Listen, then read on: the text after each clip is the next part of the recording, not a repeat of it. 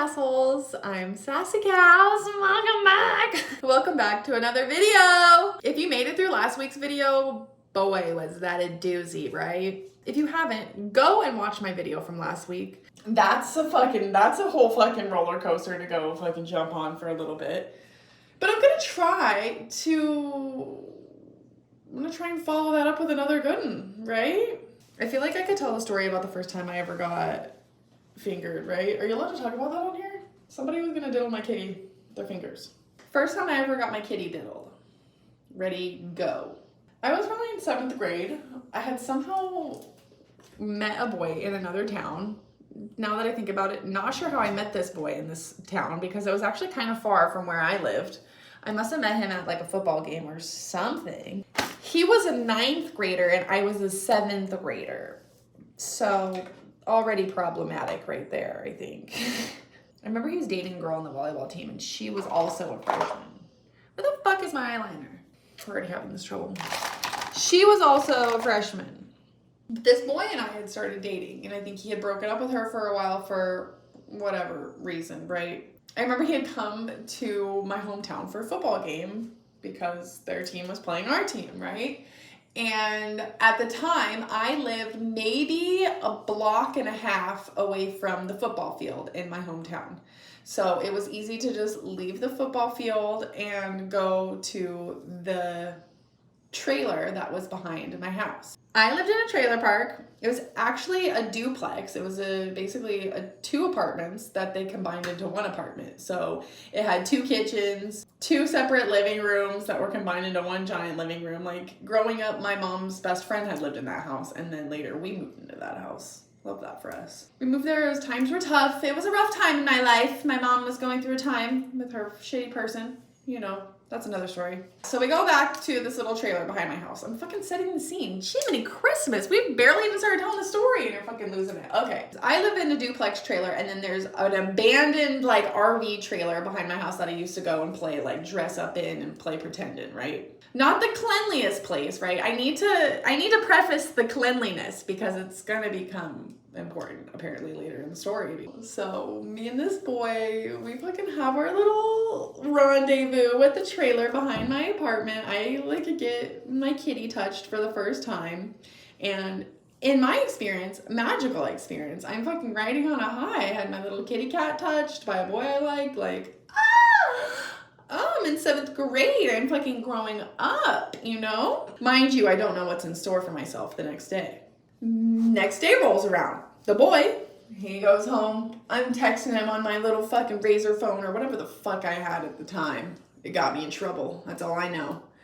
I'm texting the boy on my phone and I had left my phone on the pool table that we had at our house at the time. And at this point in time, my mom's shitty boyfriend fucking terrorized my family. We'll talk about him soon. Maybe I'll talk about him in the next fucking video. My mom's shitty boyfriend terrorized us. He didn't even live with us. At this point, we had moved out of his fucking house so that we could be away from him in his fucking reign of terror. My mom was a nurse. She worked full time. My mom was never home growing up. I did not see her very often. She was busy trying to make ends meet because she had 3 mouths to feed that were in her home and she had 2 other kids outside of that, right? This fucking man comes over and I don't know what he was doing, terrorizing us about something already, I'm sure. Like making sure we were doing chores, doing work, I don't know. My little brother is technically his actual blood son. I don't fucking relate to that guy, no chance. My little brother, unfortunately, is half-blooded of his. So this fucker's over at the house terrorizing us about something. I left my phone unattended on the pool table, I guess, and a text message or 2 or something had come through. And just previous to me putting my phone down on the pool table, I had sent out a few text messages to the boy in reference to what had happened the night before, right? Like, ooh, I had so much fun the night before. And like, oh, I fucking touched my kitty. Like, you know, 7th grade girl shit, you know, I'm just pulling game on my boo, you know? Anyways, my mom's boyfriend looks at my phone and basically is like, what the fuck is this? And I'm like, I'm not good at lying, y'all. Let's just be real. Can't lie. I don't know how to lie about what's happening. You got fucking finger banged in a fucking dirty trailer. And I'm like, what? I'm literally losing my mind. Like, finger banged. I've never heard this terminology before. Great. What the hell? And he's like losing his mind. I'm a dirty whore. So this man I don't even understand. He yelled at me and screamed at me for a really long time. And then I remember him loading me and my brothers up into the vehicle to drive us over to said dirty trailer where I got finger banged so that we could go inside and he could shame me for what a terrible, terrible fucking woman I was. Like, what a dirty little whore. You got finger banged in this dirty little trailer, you stinky little whore. Fuck, damn. Yeah, I guess.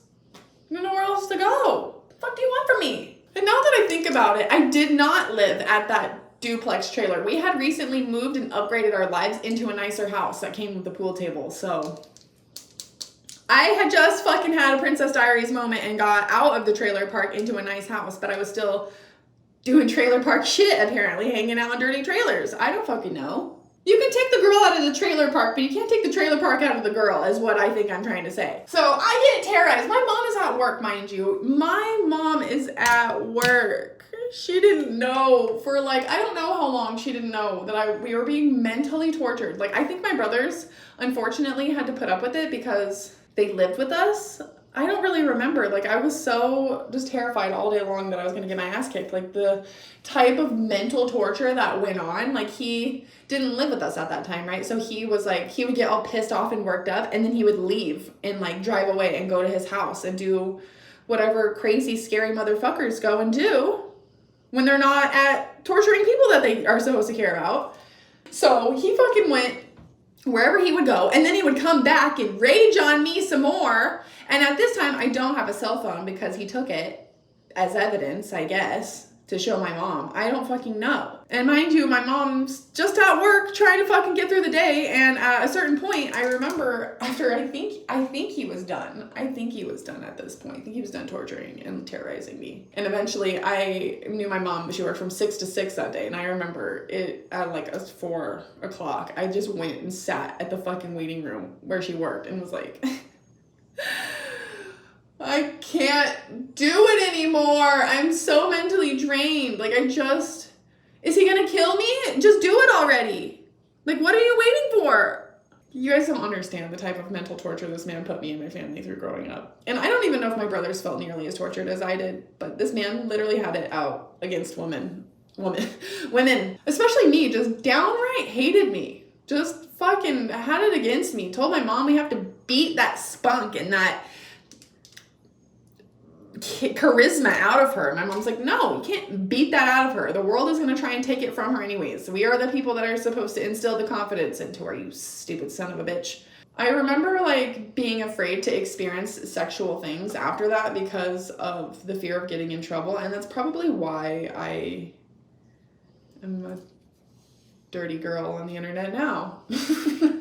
But that's neither here nor there. All I know is I hope that doesn't happen to you. And if it is happening to you, just know that you're not alone and that it is possible to get out. It took us a lot longer than I would have liked to get out of that situation. And as a kid, I didn't have any control over that. So if you're young and you're in an abusive relationship where your parents or your mom or your dad and their fucking significant other are arguing and there's abuse and there's just shittiness, all I can really say is, it won't be forever. It won't be forever. Because you really don't have any control, especially when you're a young person at that time.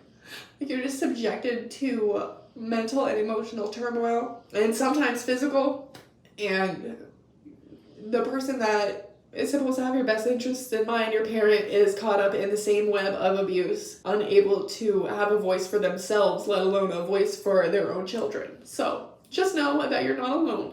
Please reach out to 988 if you need somebody to talk to. There are domestic abuse hotlines and types of people to talk to for things like that. So please reach out if you can. I didn't talk about that stuff when it was happening to me when I was young because I was afraid of getting in trouble. And why the fuck would I be afraid of getting in trouble when the fucking people abusing me should be the ones getting in trouble? I hope this was helpful. Oh my god, I'm such a crybaby. I love you guys, and I just want you to know that I've been through some shit. And that's why I am the way I am. I love you. Have a good day. Come back.